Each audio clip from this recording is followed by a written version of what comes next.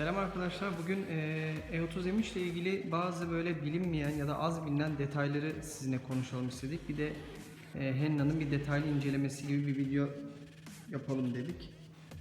E, Yeni bir Osmo cihaz aldık. Sarsmadan etmeden doğru düzgün çekeriz diye. Şu ana kadar görüntü fena değil. Kusura bakmayın, daha çok hakim değilim. İlerleyen zamanlarda daha kaliteli bir işler çıkar herhalde. Size bugün arabanın genel olarak kondisyonundan, benim ona yaptıklarım, üzerindeki modifikasyonlarım gibi şeylerden bahsedeceğim. Henna'nın detaylarına geçmeden önce çok sıklıkla sorulan bir soru var. Bu arkadaki kaputların esprisi nedir diye. E30 M3 artık o kadar büyük bir fanatizm olmuş ki bende onun zamanında ikon olmuş iki tane yarış otomobili var. DTM'lerde bolca yarış kazanmış. Bir tanesi Warsteiner reklamlı BMW Motorsport'un Schnitzer takımıyla ortak projesi olan ve iki tane dünya şampiyonluğu olan renkli. Diğeri de meşhur Jagermeister'in turuncu kaputu ve livery'si. Ortada da sevgili Ufuk arkadaşımın bana güzel dükkan hediyesi Z8 motor kaputu, hem de topaz mavisi renkte. Dışında yaptıklarımdan hızlıca bahsedersem en rahat fark edeceğiniz herhalde öndeki Evo 2 spoilerdir. Bu sadece Evo 2'lerde çıkıyor.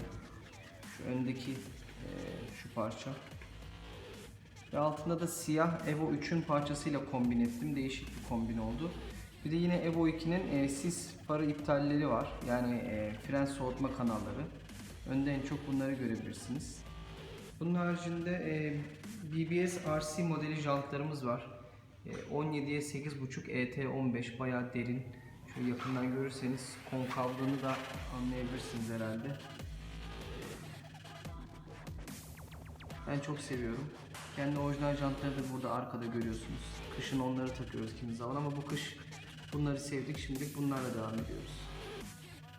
Dışında fark edilebilir bir diğer özelliği de Bilstein Sport amortisörler ile H&R Race yaylarının kombini. Yaklaşık 3-3,5 santimlik bir düşürme sağlıyor. Ama sadece yaydan amortisörle kombin etmek yol tutuşa da çok faydası oldu. Dışı ile ilgili son farklı detay da arkadaki Sport Evo kanadı. Evo 3 diğer tabirle. Bunu 2008'de Münih'ten almıştım. Akıl almaz bir paraydı aldığımda. Sport Evo kanadı bulunmayan bir şeydi.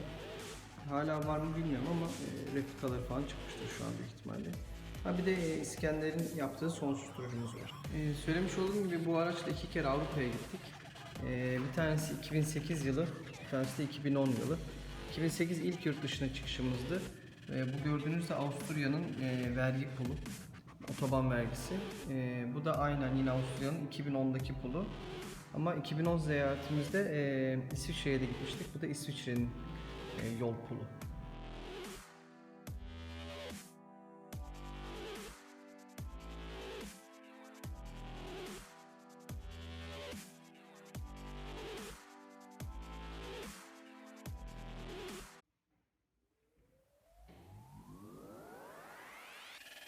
Evet, E30'un içine geçelim.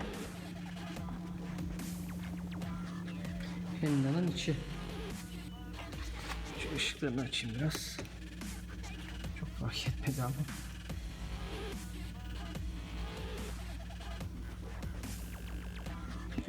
Ee, 133 bin kilometreyi devirmişiz. Aldığımızda 103 bindi yanlış hatırlamıyorsam. Bilmeyenler için Henna ters bir. Bütün E30 M3'ler ters birdir. Ters birinde şöyle bir hikayesi var. BMW E30 M3'ü ilk DTM'de yarışmak için tasarladığında hızlı pistlerde kullandığı için en çok 4 ve 5 kullanılıyormuş. Bu yüzden 4 ile 5'in aynı yolda olmasını istemiş. Yani zikzak yapılmadan şu şekilde 4-5 gibi değil de aynı hatta 4-5 sürekli gidildiği için ters birden başlanınca 4 ve 5 aynı hatta oluyor diye ters bir tasarım var. Tamamıyla yarış prensibi de yola aktarılmış. Zaten E30 M3'ün en önemli özelliği de bu yarışla ilgili, motor sporlarıyla ilgili detayların yol otomobiline aktarılmış olması. Aracımızda klima da var. Zamanının opsiyonu. Ufak bir yol bilgisayarımız da var. Kalan benzinden yakıt tüketimine kadar günümüzdeki otomobillerdekine benzeyen sistem 30 sene önce yapılmış Henna'da. İçindeki mutlaka en önemli detay Recaro SR5 koltuklar. Bunlar Sport Evo'nun içindeki koltukların muadili. Zaten Sport Evo'nun içindekileri de Recaro üretiyor. Koltuklarda M3'e özel olarak böyle bir M dikişleriyle detaylar var. Kırmızı emniyet kemerleri. Size arkayı da göstereyim. Arka koltuklara neredeyse hiç kimse oturmadı desem yalan değil. Sıfır gibi duruyorlar zaten. Ben arabayı ilk aldığımda bu Ekose bir kumaşı vardı. Deriye ben çevirdim. E30 M3 hakkında bilinmeyenlere bir örnek daha vermek isterim. Kapı kolu. Şimdi arabanın içindeyken gösteremiyorum. Burası çok dar oluyor ama kapı kolu bütün E30'larda çok geridedir.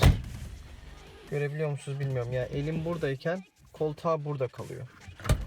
Bunun da şöyle bir amacı var. Bunu Münih'i ziyaret ettiğimde bir E30'un üzerinde çalışan zamanında bir mühendis vardı. O söylemişti.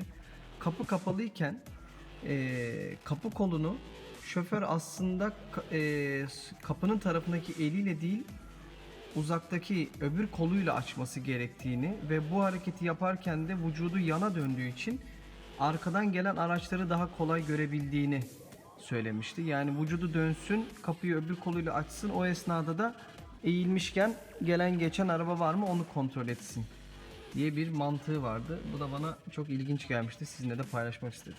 Bilmem tarif edebildim mi? Motoru da sizinle paylaşayım. Henna'nın motoru. En büyük fark bu gördüğünüz karbon fiber emme manifoldu. DTM emme manifoldunu çalıştırmak için Alpha N isimli bir yazılım, daha doğrusu bir piggyback sistem gerekiyor. Biz onu kurduk bununla beraber. Ayarı da Almanya'da Doktor M lakaplı Stuttgart'ta bir kişi tarafından yapıldı. Bugüne kadar da o ayarla kullanıyoruz. Çok şükür hiçbir sıkıntı da açmadı başımıza. Motorun içinde bir de onun dışında görebileceğiniz ayarlı kule gergisi var. Bir farklı açıdan da göstereyim. Kule gergisinde şöyle enteresan bir detayı var. Ayarlı olduğu için ilk takarken kuleler birbirini karşılamamıştı. Çok dar kapanmış gibiydi sanki kuleler yarım santim gibi. Aracı merkezden kaldırdık ve kuleler çok azıcık saldı kendini ve sonra bu vidalara geçti. Yani bununla anladık ki kule gergisi de gerçekten arabanın rigidliğini geri kazandıran etkenlerden biri oldu.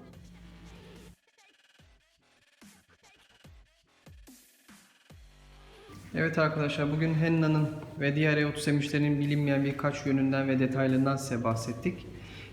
Kapatmadan önce birkaç detay görüntüsüyle size veda edeceğiz. Bunların devamı gelecek. Detay çalışmalarını diğer araçlarımız için de yapacağız. Bizi izlediğiniz için teşekkür ederiz. Hoşça kalın.